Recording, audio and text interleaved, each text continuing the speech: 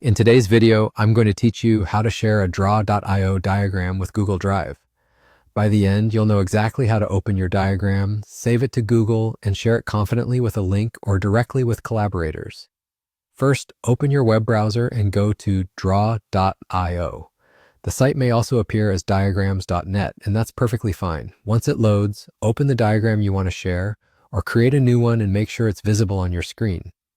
It helps to give your file a clear, descriptive name so collaborators can recognize it at a glance. If you're working from multiple Google accounts, take a moment to confirm you're signed into the account where you want the file to live, so everything ends up in the right drive. Now look to the top right of the interface and click the Share button. This is your hub for sending the diagram to others. In the panel that appears, choose Save to Google. This tells draw.io to store the file in your Google Drive so you can manage access and links through Google's sharing system. Follow the prompts on screen. You may be asked to pick your Google account, grant permission, and confirm the folder where the file will be saved. If you see file name and location options, this is a good time to organize it into the appropriate Drive folder so your team can find it later. Once the file is saved, you'll see options to share it. You can generate a link or add people by email. If you want to share quickly, copy the link and choose the access level that fits your situation, such as viewer, commenter, or editor.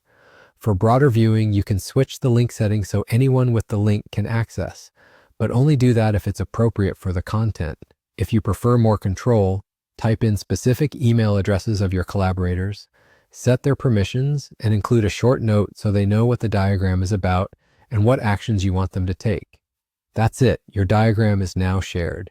As you continue editing, your changes will update for everyone who has access, and the share link remains the same. If someone says they can't open it, double-check the permission setting or confirm they're using the correct Google account. Keep the link handy for future reference, and consider keeping your drive organized so shared files are easy to find. Thanks for watching and happy diagramming.